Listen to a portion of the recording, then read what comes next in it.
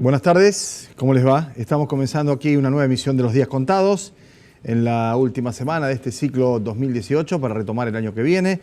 Bien rapidito, ¿no? Cuando se ponga en marcha un nuevo proceso electoral, porque en principio el cierre de listas será el 22 de febrero y después tendremos ya las primarias en abril, elecciones provinciales en junio y más adelante, por supuesto, las elecciones nacionales. Estamos como a media luz, será por el Día Nacional del Tango, ¿no? Que hoy se festeja en conmemoración a don Carlos Romualdo Gardel. Ahora viene alguna otra luz más. Pero de todas maneras no está mal, ¿no? Quiero decir, uno lo que quiere acá es contar algunas cosas y ver algunas imágenes que van a ir acompañando este relato, que tiene minutos nada más, porque si bien el colega Hugo Conadamón está en la ciudad de Rosario, va a presentar su libro, ha publicado una nota en el diario La Nación que la verdad que es interesante porque no es lo primero que Alconada hace en relación a la conducta empresarial de Mauricio Macri y de su familia, teniendo en cuenta además el contexto en el que esto sale publicado hoy.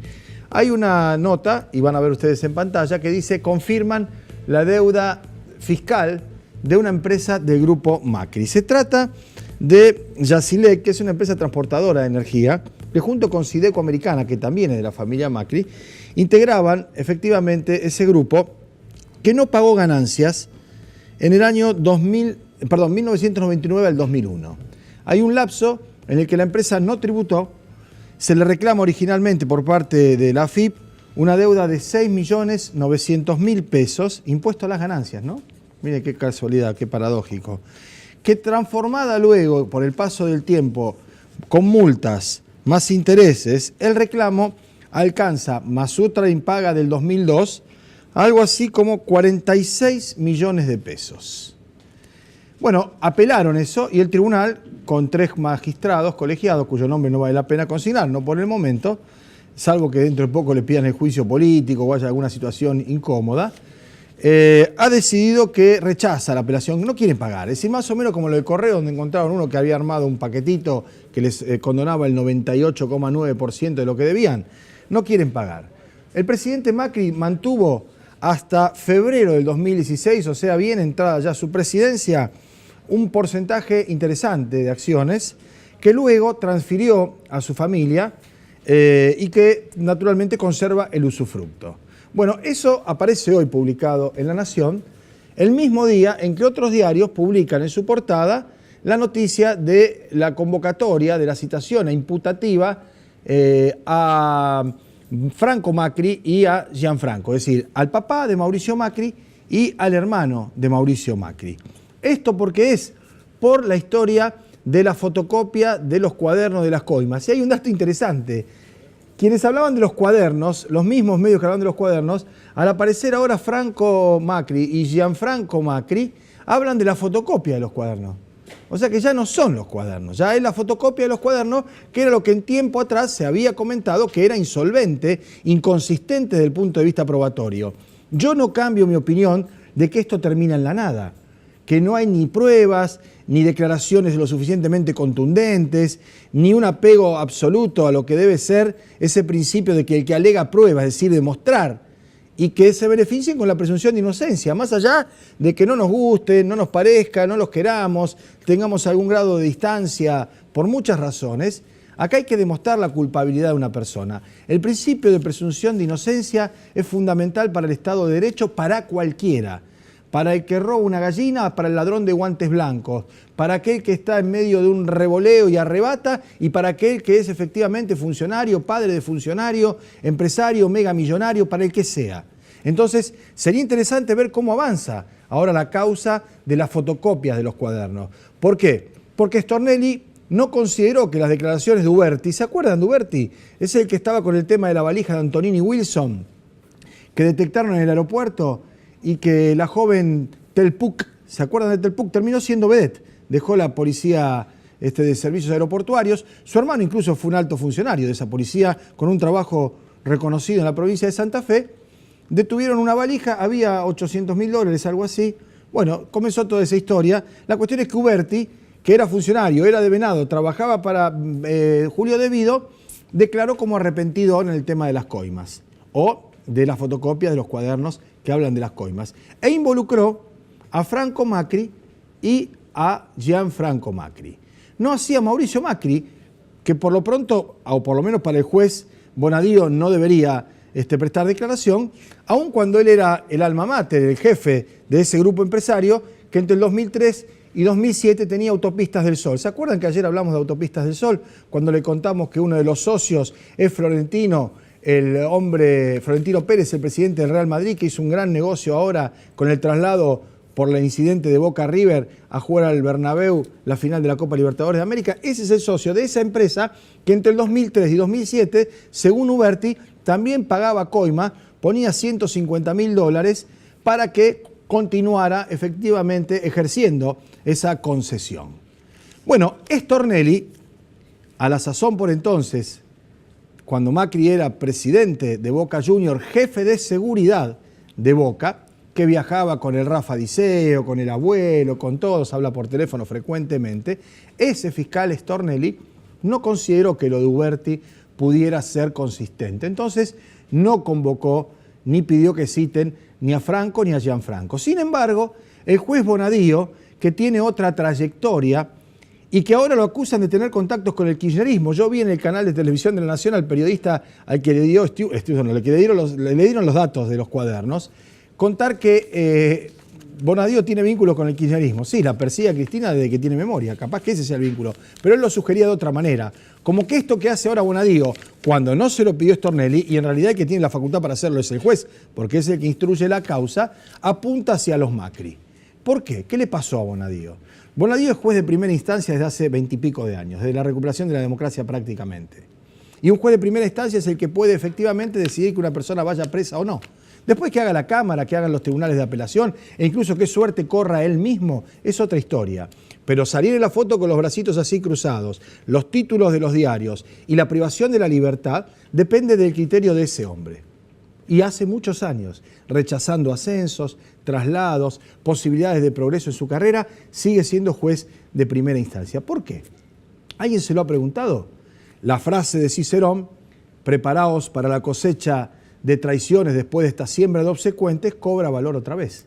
Porque a Bonadío lo salvó el kirchnerismo cuando le pidió el juicio político a la oposición, y porque Bonadío ahora se da vuelta y apunta hacia Gianfranco Macri y hacia Franco, el patriarca de la familia. ¿Y esto es por qué lo hacen? Algunos dicen que es una vendetta del juez Lorenzetti, cuando lo limpiaron de la presidencia de la Corte Suprema para poner a Rosenkrantz, el abogado del sector empresarial y del Grupo Macri. No lo sabemos. Ahora, ¿a quién responde el juez Bonadío? Teniendo en cuenta además que es un asiduo concurrente a los cócteles en los servicios diplomáticos, especialmente la Embajada Americana, Bonadío dice que responde a su conciencia. Lo cierto es que en un par de días, tanto Gianfranco Macri como Franco Macri tendrán que declarar. Y si se da la lógica que se ha dado con los anteriores empresarios, algunos otros dicen que esto es el vuelto del establishment o de los poderes en las corporaciones por haber ensuciado a Paolo Roca, nada menos, ¿no? El Alberto Padoan está en la misma, imputados, acusados, pero sin ir presos. ¿Qué ocurre ahora? 4.000 millones Padoan, ¿no? ¿Qué ocurre ahora? Bueno, irán a declarar. Si se sigue la lógica, los que dijeron que coimearon y se arrepintieron, volvieron a la casa. Los que dijeron que no coimearon y que todo esto es un montaje de los servicios, una persecución política y demás, están presos. Le doy dos ejemplos. Por un lado, Ferreira, de Electroingeniería, que está preso, que dijo que no coimeó. Por otro lado, tenemos en contrario sensu a cualquiera de los que usted quiera poner en la lista o en la fila, que dijeron que coimearon, pero que se arrepintieron y pasan a ser testigos protegidos. Midling, que es el que se quedó con las empresas, le transfirió el Grupo Macri. ¿Qué va a decir que pasado mañana? ¿Qué pasado mañana, no? ¿Qué va a decir Franco Macri? ¿Qué va a decir el hermano del presidente? ¿Y qué tenía que decir, si hubiera tenido que ir, el presidente, que era el director del grupo en ese momento? ¿Qué imaginan ustedes que puede pasar pasado mañana en esa oficina, en ese despacho del juez Bonadío, cuando estén el hermano y el papá del presidente? Es interesante, ¿no? Es un ejercicio de imaginación que vale la pena presentárselo. ¿Hablarán del blanqueo? Si llegan a confesar o a reconocer que formaban parte de ese grupo de empresas que juntaban la plata y se la llevaban a algún empleado de debido, este hombre que tenemos en pantalla, experto en el manejo de la Glock, ¿no? Una pistola automática, salvado por el protocolo de Bullrich ahora, se le cae el blanqueo. Gianfranco presentó 625 millones de pesos. Vamos a ver, vamos a darle tiempo al tiempo. Desde ya que la familia es la familia, el presidente es el presidente. Pero, como dice el refrán, la fruta no cae muy lejos del árbol.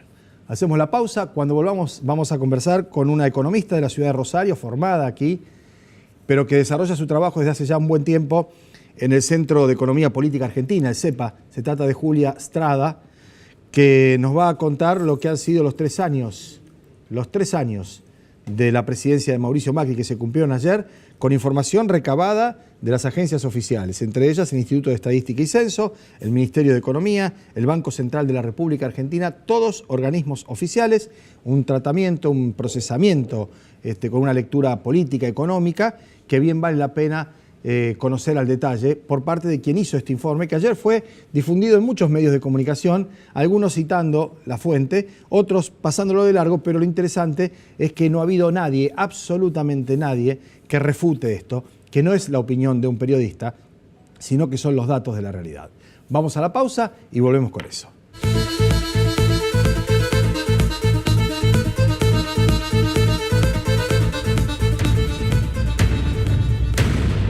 Bueno, muy bien, lo habíamos anunciado. De paso, el que quiera registrar esto y tenerlo y consultarlo en nuestro sitio, que es www.radioactividad.com.ar, está subido, como corresponde, con el pie de imprenta, el trabajo del Centro de Economía Política Argentina, que ha sido consumido en buena hora, utilizado y difundido por muchos medios de comunicación. Algunos han tenido la corrección periodística de citar la fuente, otros como si fuera elaboración propia. En realidad, la elaboración es de Macri, ¿no? El recabar los datos, sistematizarlos y analizarlos es de, entre otros, Julia Strada, que es nuestra interlocutora y que nos va a contar esta historia. Julia, ¿cómo estás? Buen día. ¿Cómo estás, Pablo? Buenas tardes. Sí, buenas tardes, ¿verdad? Porque está en Buenos Aires, Julia, nomás, si no, ya almorzado, ya nosotros todavía no, y bien nos podría pasar de largo, ¿no?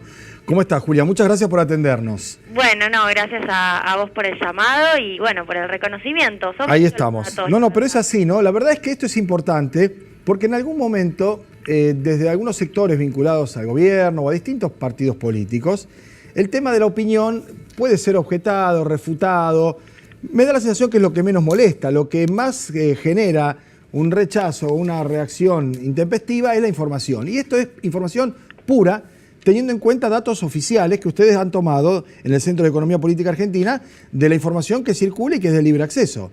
Es así, de hecho pusimos la fuente, Banco Central, Ministerio de Hacienda, Secretaría de Finanzas, ex Ministerio de Finanzas, INDEC, en fin, todos datos oficiales, Ministerio de Trabajo, ex Ministerio, CIPA. Bien, es un raconto de los 3 años de gestión, ¿no? Cómo estaba, por ejemplo, el dólar de arranque, y es la primera de las placas, allá cuando asumía Mauricio Macri, y cuál es la situación que tenemos ahora. Va a ir acompañando tu charla, Julia, Dale. La placa en el orden que ustedes la produjeron. Ahí está, 291% más el dólar entre diciembre del 2005 y diciembre del 2015, y 2018. Así es, bueno, este es el dato palpable para todos, digo, esto no requiere mucho más que recordar para muchos a cuánto estaba el dólar en 2015, 9.70, y realmente un 291% de suba del dólar es paradójico en un gobierno que, primero, que en su propia campaña dijo que no iba a devaluar, y segundo, que acusó permanentemente al gobierno anterior de haber sido el que más devaluó en la historia argentina. Así es, la que sigue la inflación, está relacionado por supuesto con esto, naturalmente. Bueno, en la inflación hicimos algo particular porque nos parecía que comparar un año contra otro, por ejemplo, comparar 2018 contra 2015 quedaba medio trunco, parcial.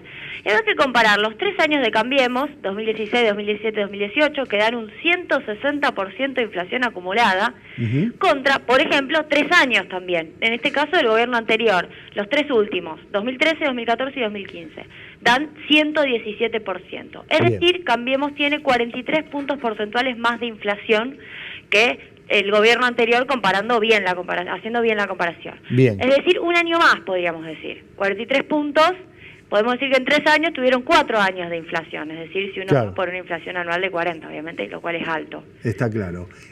Uno de los rubros más afectados es alimentos. Alimentos, efectivamente, ahí tenemos algunas placas de lo que hacen a los principales aumentos. Harina por kilo.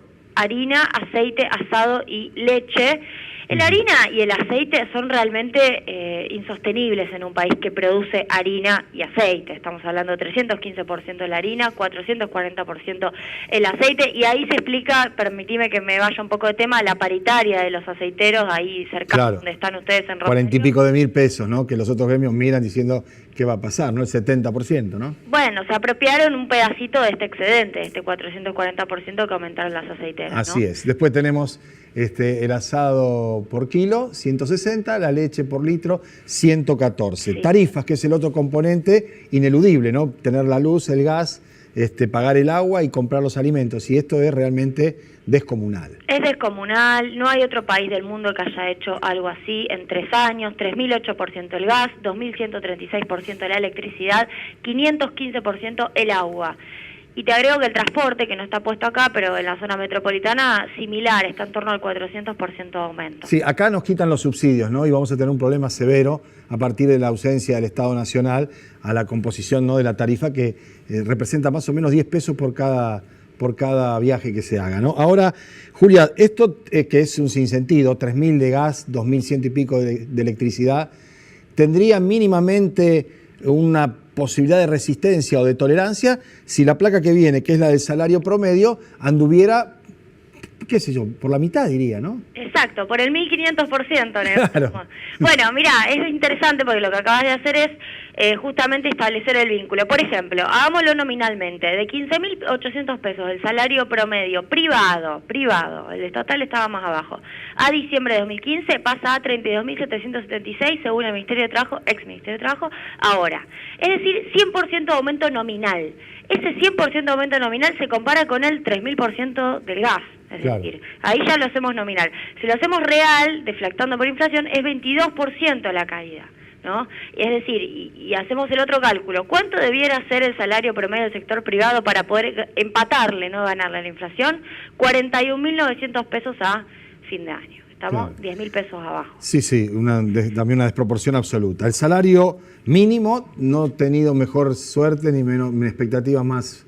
Un poco peor. Peor todavía. Con la desventaja de que además es el salario de referencia, por ejemplo, para los programas sociales. El programa Hacemos Futuro, donde está la CETEP, Juan Grabois, se definió que sea la mitad del salario mínimo. Así que si esto cae 24% de caída real, va a ser en 6.300 pesos a fin de año. Estamos en 6.000 pesos para el... Tendría que estar en 15.000 casi, ¿no? 14.800. Así es, en 15.000 para no haber perdido mínimamente. Bien. Bueno, otro de los desastres verificables, la jubilación mínima. Así es. Bueno, está en 9.300 pesos. Yo me reía ayer en C5N y decía, ahora está en 9.300, no cuando Macri le dijo a Mirta Legrand que estaba en 9.000, que fue hace como un año. Claro, qué visión de futuro tenía, ¿eh? Lástima que todo lo demás no lo vio, ¿no? Se adelantó un año, podemos decir. 18,5% de caída real, debiera ser mínimamente de 11.400 pesos, lo cual igual es poca plata, pero bueno. Sí, manteniendo las proporciones mínimamente, aun cuando sea insuficiente. Empleo privado. Bueno, esto es muy grave realmente, porque este es el dato de nuevo del Ministerio de Trabajo. Eran 6.200.000 trabajadores en el sector privado y son 6.185.000, hay 51.700 empleos menos. Claro. Y si vamos a la siguiente, que es la industria, vamos a ver dónde está verdaderamente el problema, yo diría, de esta etapa. Más de 100.000 puestos que se han perdido. Así es. 107.933, de 1.256.000 trabajadores en la industria a 1.149.000, y aclaro que es a septiembre, porque hubo más despidos en octubre y en noviembre que los vamos a ver recién dentro de algunos meses cuando salga. Claro, que los primeros los datos de los primeros meses del año que viene van a ser tan desalentadores como estos, ¿no? Esto explica también porque esos 107.000 trabajadores, en su mayoría, representan o desarrollaban sus tareas en las pequeñas y medianas empresas. Efectivamente, y ahora vamos a lo que vos referías como las pequeñas y medianas empresas, en este caso son las pymes que tienen hasta 100 trabajadores. Este es un dato de CIPA, pero vinculado a FIP, o sea, se hace en base a las declaraciones de las empresas. Claro. ¿Están activas o no están activas? Con lo cual es lo más fiable que hay. Bueno, había 559.000, ahora hay 549.000, 9.600 pymes menos. Esto es grave, ¿por qué? Porque lo que decía Pancho Cabrera, el ex ministro de Producción, ahora está ante SICA, que se supone que las vino a ayudar, pero relativamente, es que en realidad había despidos porque se reconvertían. Y no, hay despidos porque están cerrando. Esa es otra característica que está apareciendo ahora. No es que están despidiendo para funcionar mejor, están cerrando. Deuda per cápita.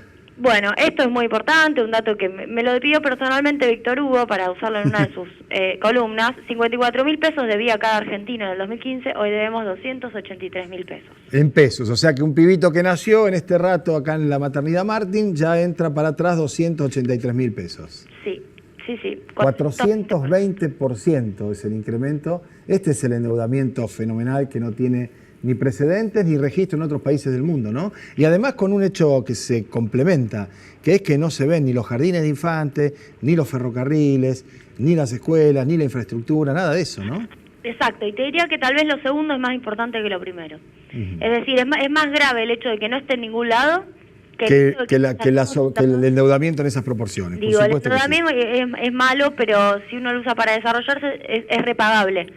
Si no lo usaste para nada, ya encima que era difícil de pagar, es imposible de pagar. Ahora, lo último, ¿no? Que es el único rubro del presupuesto 2019 que creció en cuanto a porcentajes, todo lo demás para atrás, ¿verdad? Sí, salió ganando del reparto porque se llevaba el 7,5% del presupuesto 2015 y ahora se lleva el 17,7% en el presupuesto 2018. 10,2 puntos porcentuales más de la torta. De una torta que quiero decir que en términos reales se achicó.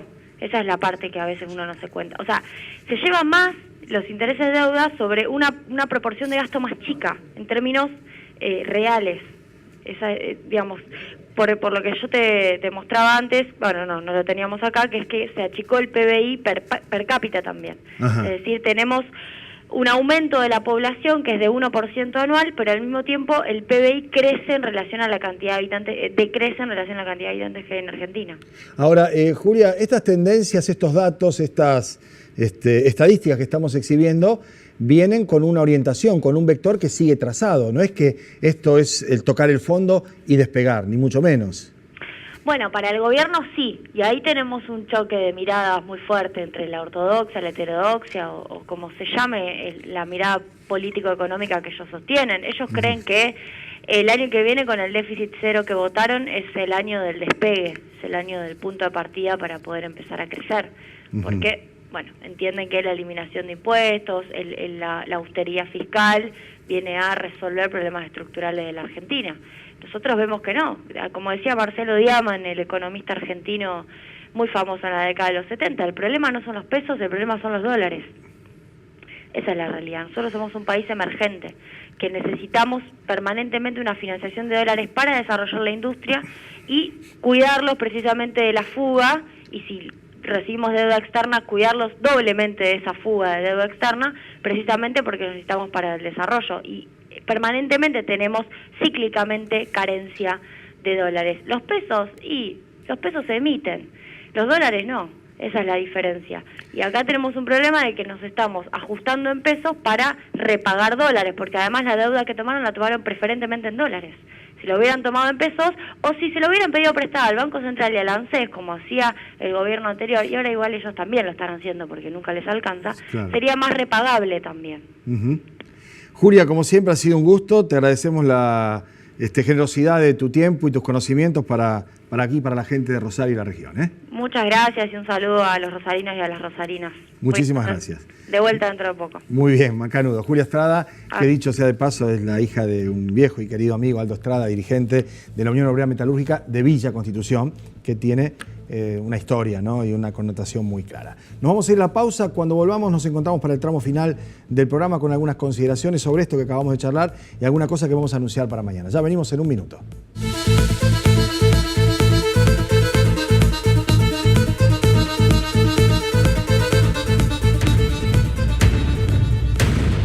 Bueno, muy bien, el último instante del programa para invitarlos a que mañana nos vamos a encontrar a las 2 de la tarde y tratar de aquí hasta entonces, tratar de averiguar qué es lo que ha pasado para que el presidente Macri, uno dirá, bueno, prolonga sus vacaciones, puede ser, esa es una buena razón para él y creíble y confiable, pero para que no vaya el 1 de enero a la República Federativa del Brasil, donde asume Jair Bolsonaro, algo tiene que haberse atravesado ahí para que no esté el presidente de la Argentina en la asunción del presidente de su principal socio, cosa que no ocurrió nunca en los últimos 100 años de democracia, o de gobiernos incluso que tenían interrupciones institucionales, como lo tuvo Brasil con Figueiredo, como lo tuvimos nosotros con esa intermitencia de tantos dictadores, ¿no? Es un dato para analizar. Volvemos mañana, como siempre, a partir de las 2 de la tarde. Ha sido un gusto.